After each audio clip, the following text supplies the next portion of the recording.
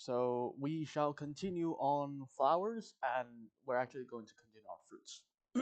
So, last time we talked about a accessory floral tissues where instead of the ovary becoming the fruit, it's the hypanthium becoming the fruit in the case of apple and pear and such.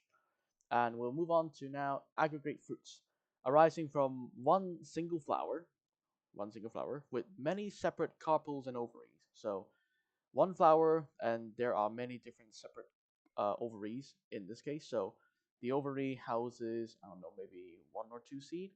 So examples of such aggregate fruits are blackberries, raspberries, and strawberries. You can see, I believe this is a raspberry. So the stamen, which is, let's see, stamen is the stamen is the male part, right? Yeah, and the styles is at the side here. So this is where like the style and the stigma, and that leads to the ovaries. And one fruit from one ovary, and inside is one seed. So this is one fruit, and inside is one seed. And for I believe strawberries, it is a little bit different. It is the joke where actually the little seed things you see is a fruit. That's where the saying comes from. So each individual carpel from here are pollinated and they become a fruit. And the strawberry fruits are actually the seed-looking things. So one of this is actually a fruit.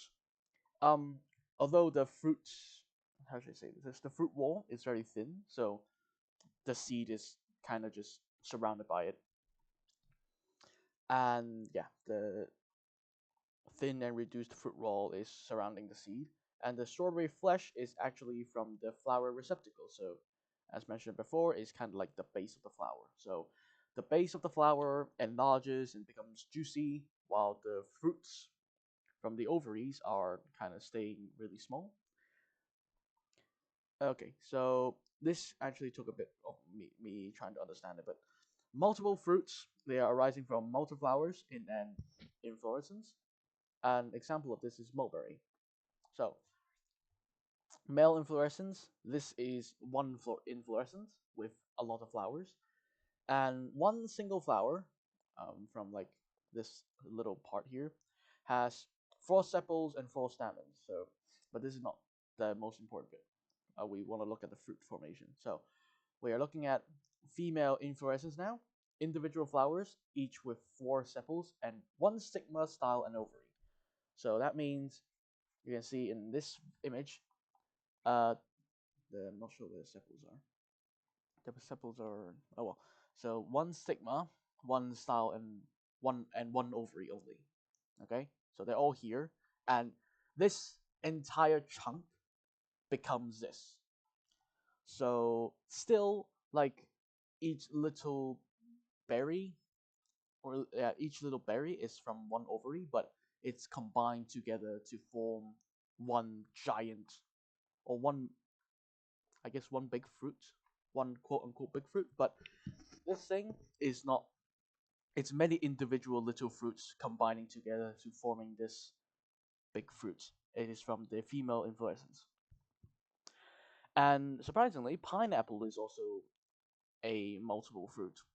Okay, so in this video, in this image, you can see these are the flowers of the pineapple, and you can become like this. And then you can see if you cut off longitudinally, you can see in the middle there is a sort of shape. It is actually the inflorescence axis, which is this thing, the middle of this thing. And um, arising from pineapple, multiple fruit inflorescence. So, oh yeah, so this is the flower, and underneath it is a bracts. And the petals and sepals are, oh, this is after fertilization when it becomes like a fruit. The bract is here, and the petals and sepals are reduced, I believe, or like became this orange structure. And oh, here this is better. So the stamen and the style, they're actually like embedded inside the fruit, and the seeds are formed around here. The petals, sepals are still here. So, as I mentioned before, if you remember, sepal, petal, stamen, and style, uh, they can be distinguished from the layer. Still, each layer is distinguished from one another. So that's how you can tell which part is which. And then finally, I believe this is the final multiple fruit. Yeah, this is. Finally, we have figs.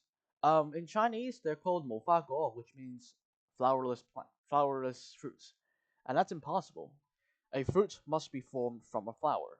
So, how does you might see it? It doesn't actually have a flower, like visible flower. So, how does everything happen?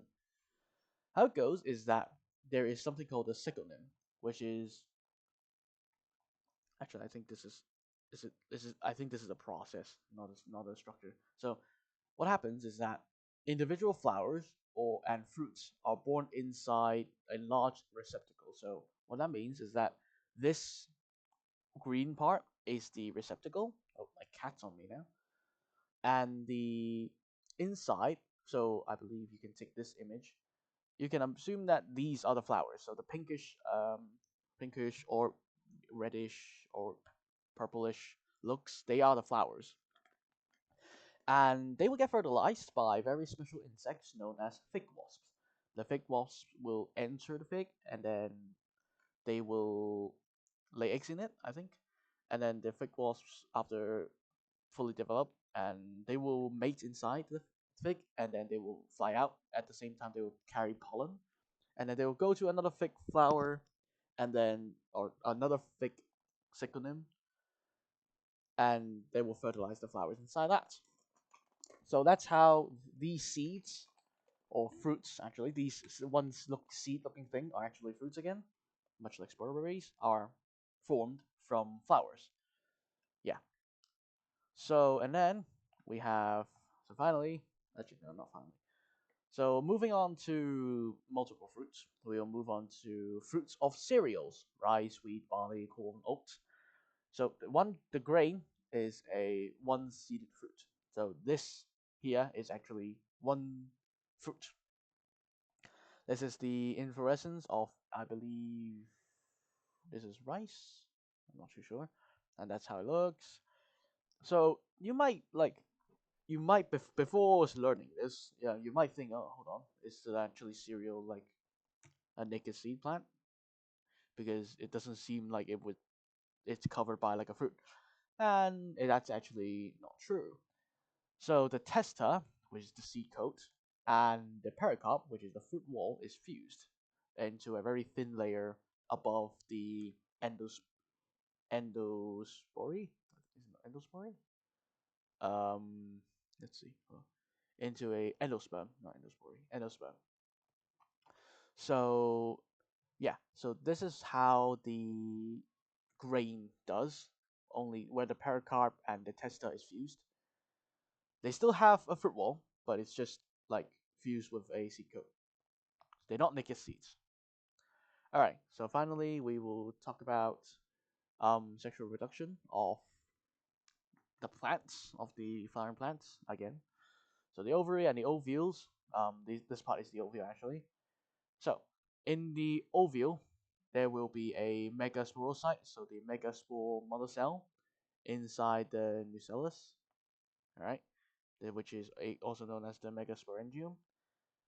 And then the megasporocyte will undergo meiosis to form originally four megaspores, but only one will survive, three aborted, and this megaspore will become an embryo sac or a female gametophyte. And then, okay, so this gametophyte, female gametophyte, if you remember in naked seed plants, it's still like somewhat developed, like multicellular, but in flowering plants, the embryo sac or the female gametophyte is actually quite reduced, with only a selective number um of like cells. In fact, this cell here is the central cell in the center with two nuclei, and these are the egg cells. That's it. There is no archegonia, no nothing. So it's a really simple structure. And then this is the anther part. I'm not gonna go through it. I think you know everything. The pollen grains. Okay. So the main difference between gymnosperm pollen and angiosperm pollen is that the pollen grains have 2-cell to 3-cell microgametophytes in flowering plants compared to the 5-celled in gymnosperms. That means in flowering plants, the male gametophyte, the microgametophyte, is even more reduced. They have no antheria and vegetative cell, generative cell. So the generative cell would divide to form 2 sperm cells before dispersal or after landing on their female reproductive structure. Alright, so when the here sexual reproduction, when the pollen grain lands on the stigma, it will grow through the style and the stigma, or well, to reach the ovule in the ovary, and it will enter through the micropyle here. And let's see, so ovule, yeah. Okay, so as I mentioned before, dicot plants have like 3 aperture for the weak spots for the pollen tube to germinate from. Yeah, but monocots only have 1. So pollen tube enters the ovule directly through the micropyle and then discharges both sperm, so both are used, directly into the embryo sac. So shove it here, boop, boop, and you have 2 sperms coming your way. Aha, and here double fertilization. This is a very key process. Pollen tube delivers 2 sperms, and 1 sperm will fertilize the egg cell. So 1n plus 1n equals 2n. Will become the embryo. So that diploid zygote will become the diploid embryo, and 1 sperm cell will fertilize the central cell, 2n, which makes it 1 plus 2 equals 3. And this forms the endosperm tissue. Now, for many years, double fertilization was thought to be unique to flowering plants only, but later it was found that Ephedra, which is a gymnosperm belonging to Nitophyta, also has double fertilization. So that is also why people believe that Nitophyta is closer to angiosperms than like the rest of the gymnosperm. And after fertilization, the ovule becomes the seed. Okay, and then so in monocot seeds, the endosperm, 3n, becomes the food reserve, while the embryo, and consisting of the cotyledon, the plumule, and the radicle, becomes the embryo. Now, for monocot seeds, that's it. The endosperm is the major food reserve, while these probably, I don't know if this probably contributes a bit, but not as substantial as the endosperm. And for dicot seeds, there are 2 types. One is endospermic, with both the endosperm, 3n, and 2 cotyledons. So both of these will contribute as food reserves. And this is a tobacco seed. So this middle part is the embryo with the 3 structures and the endosperm surrounding it. And another type of dicot seeds are non-endospermic. So the endosperm, I believe, is either used up quickly or just doesn't exist in the seed. Endosperm is used up. Okay, so food is all stored in the cotyledons. So in this case, there will be 2 cotyledons as food reserve, and this entire seed is the embryo. And this is an example of the soybean seed. All right, so that's basically it for plants, for the end of angiosperm as well as the end of plants. And now I think I'll go through the Kahoot first because that's like better, that's more related. Okay, so the Kahoot.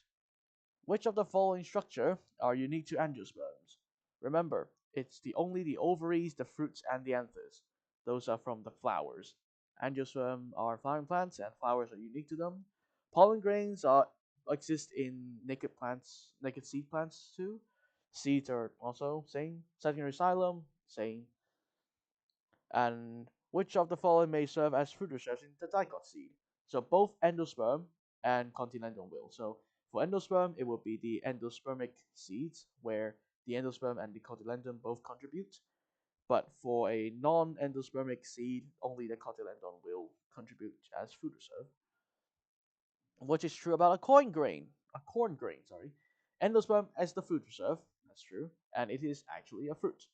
Remember, this entire thing, the entire grain is a fruit. It's just like with a very thin fruit wall fused with a seed coat. The cotyledon is not the fruit reserve, and it is not a naked seed. In angiosperm, so question 4, in angiosperm, microsporangia is located inside this structure, the anther. Right? I don't think there's too much to argue on that. What structure is located or are located inside the ovary before fertilization? So inside the ovary, basically every single like megasporangium, female gametophyte, and ovules. Those are kind of like the main few structures that will be inside the ovary. Pollens won't be because, well, pollens will not be before fertilization because it will be on the anther, which is somewhere else, and seeds are not formed yet. Um, and then which of the following is true about poinsettias? This is the Xingdanfa. This case, they have small flowers arranged as inflorescence, which is the yellow things here. I'm sorry, this image is really small. I cannot zoom in that big, but you see these yellow bits, those are the flowers arranged in inflorescence, and the colorful leaves are bracts, which are the special leaves that are associated with the flowers. So then now I'll go through back to here. I will go. Okay, so at the very end, Cleve kind of gave us this sort of like quick notes, the final conclusion and the basics for plants. But I think okay, I'll go for it. I guess. Should I go for it? Let me think. Yeah, I'll go for it. Why not? Okay. So land plants, which is excluding algae and the rest of the water plants, they have sporic meiosis. So all of them do sporic meiosis, and they have two multicellular generation, gametophyte, sporophyte. You're probably very familiar with those for now already. So in all land plants, such as mosses, liverworts, hornworts, ferns, horsetails, the fern allies, and gymnosperm, naked seed plants, and angiosperm, flowering plants, they all have gametophyte and sporophyte.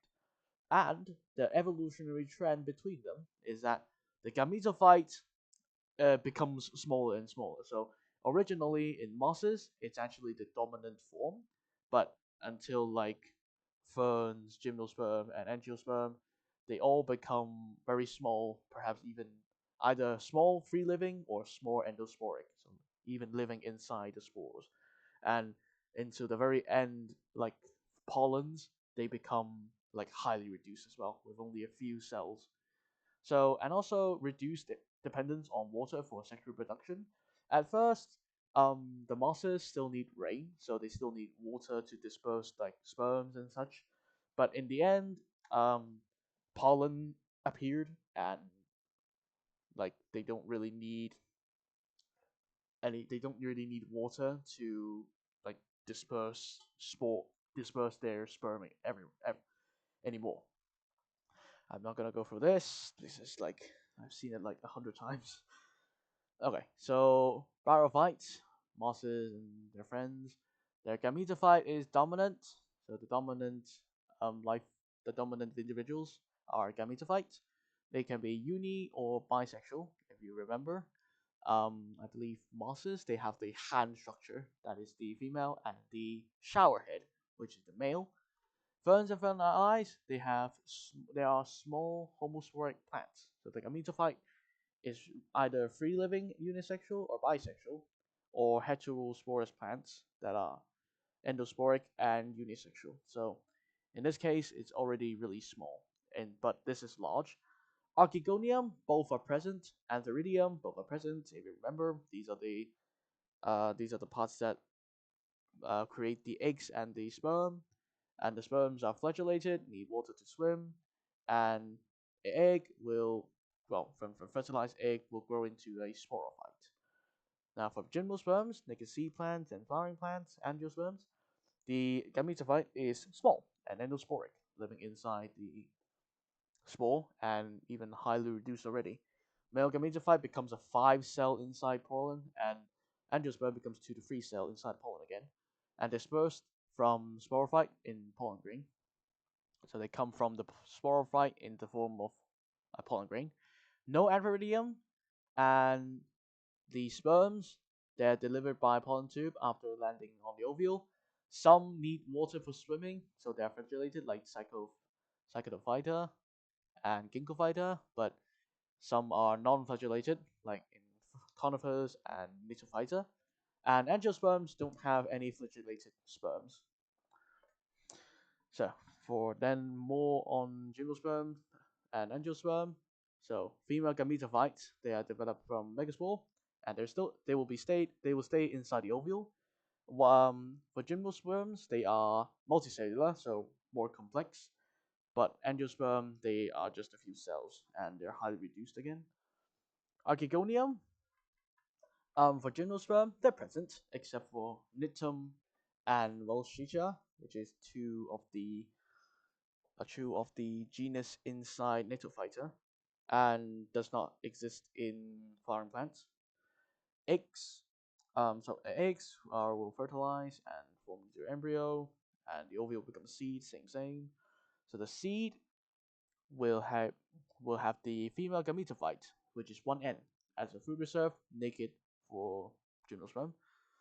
But for angiosperm, the endosperm is 3N, or with cotyledons 2N as food reserve. Protected in fruits which are from carpels, and the dispersal unit, well, the seed is the dispersal unit to develop into a new plant. Now for sporophytes, this is the sporophyte differences. For bryophyte, small and dependent on the gametophyte, if you remember, like I believe liverworts, they are kind of like a little ball hanging from the archegonia, and for the hornworts, they're just like one little strand. But in like in ferns and fern allies, the sporophyte already dominant. Sporangium single, so one single sporangium in whatever. And fern allies, they are arranged in strobili or sori, so like with a bunch. Homospory, so only one type of spore, but fern allies can be homospory or heterospory. Okay, this is not. I've gone through this a lot. The spores are dispersed by air, and sporophyte in gymnosperm and angiosperms, they are dominant, and they will create two different spores. So the structure of the spores are, well, the structures that will create the spores are microsporangium, arranged in male strobili and cones or inside the anther. So angiosperms inside anther, gymnosperm in male strobili, megasporangium inside female strobilus for gymnosperm, and inside ovule and inside ovary in angiosperm. Microspores, they develop a pollen and then will develop into a partially developed male gametophyte with only a few cells, so 5 or 3 or 2. Megaspores, one functional megaspore that is not dispersed, develop into a female gametophyte inside the ovule. And that's it. Finally, this most simplified evolution of land plants around 500 million years ago, the first barophytes like ancestors came on land. And that's how they are until today. They are dominant all around the earth and the world. So, thank you very much for joining me in this study and in the viewing of the video that I create for you guys. Um, the plant series has ended, so I want to share this picture, which is the end, which is not in this PowerPoint. It's kind of sad that this is the end for like this is the end for the first part. It's quite like I don't know emotional. Like we finally studied like one big part of the kingdom, and this is also the final time that Cleve will teach us in this module or this course 1309 evolutionary diversity.